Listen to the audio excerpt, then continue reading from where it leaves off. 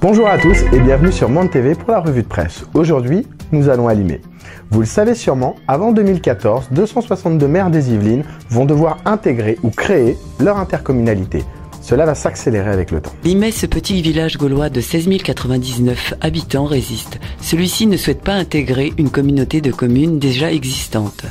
Le maire de Limay, monsieur Éric Rouleau, souhaite son intercommunalité, alors que les villes limitrophes, telles que Porcheville, Mantes-la-Ville, Mantes-la-Jolie, Follainville, Denmont et Fontenay-Saint-Père, ont intégré la CAMI. Monde TV s'est penché sur la question « Qu'est-ce qu'une intercommunalité ?» Une intercommunalité, c'est une structure regroupant plusieurs mairies qui permet de gérer à moindre coût les voiries, les ordures, les eaux, les écoles, les crèches, les piscines et plein d'autres projets. La personne en charge des intercommunalités, Madame Anne Boquet, préfète des Yvelines, doit créer des périmètres vraiment cohérents avant 2014. Nous sommes donc allés à la rencontre du maire de Limay, monsieur Rouleau. Qu'est-ce qui le motive exactement? Comment perçoit-il l'avenir? Pourquoi souhaite-t-il sa propre intercommunalité et pourquoi le débat doit s'imposer avec la ville de Gargenville? À Limay, ça fait plusieurs années, sous la responsabilité de Dominique Bourré, ma première adjointe, eh bien que on travaille avec les communes de la rive droite. La rive droite, donc c'est la rive sur laquelle Limay se trouve, la rive droite de la Seine, pour créer une communauté de communes à taille humaine qui prend en compte et à la fois l'histoire et à la fois la façon dont on vit aujourd'hui. Et il y a des choses qui sont très fortes et qui sont partagées par l'ensemble de ces communes. Je pense en particulier à Fontenay-Saint-Père, Guitrancourt, Limay bien évidemment, Issou, Gargenville.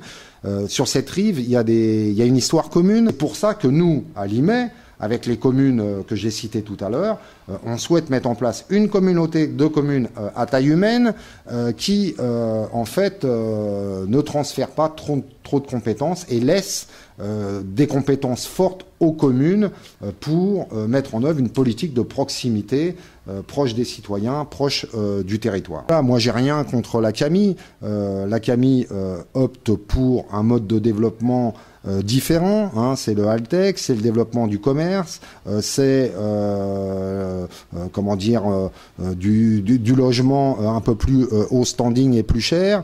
Voilà, nous ce qu'on souhaite, c'est préserver l'histoire et préserver nos modes de vie. Et je rappelle que la CAMI, c'est une communauté d'agglomération. Donc ça reste dans le paysage français les communautés d'agglomération minoritaires par rapport aux communautés de communes. Donc nous, on s'inscrit en fait dans ce qui se fait globalement au niveau national, des communautés de communes, voilà, à taille humaine, respectant l'histoire et le développement économique souhaité. Enfin, j'attire une nouvelle fois l'attention de l'État, c'est qu'il serait comment dire, véritablement mal vu et mal ressenti d'imposer une adhésion forcée à une communauté d'agglomération telle que la CAMI. Voilà. Nous, on préfère une communauté de communes choisie. Hein, voilà, il faut faire confiance aux élus. On a beaucoup travaillé, on a mis en place des groupes de travail, on va y compris à nouveau les réactiver. Eh bien, respectons-le. Ça pourra peut-être constituer une étape à terme, mais respectons ça. N'oublions pas que ce sont les contribuables qui financent les intercommunalités au travers des impôts locaux ou des subventions étatiques. J'espère que ce reportage vous aura permis de comprendre le débat qui s'impose dans les prochaines années. Limay aura-t-elle son intercommunalité? La décision viendra de la préfecture des Yvelines. Concernant l'eau, rappelez-vous, lors de notre dernier reportage pour l'eau, la CAMI avait annoncé ceci. Premièrement, je voudrais dire que la CAMI ne paye sûrement pas l'eau plus chère, effectivement, que l'eau de Bonnières ou celui de Limay.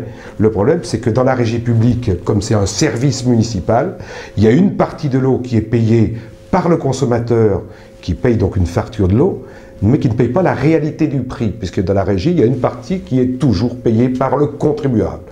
Le maire de Limay a souhaité s'exprimer à ce sujet. Retrouvez la suite dans notre rubrique Interview. Je vous dis à bientôt sur Monde TV et bonne journée à tous.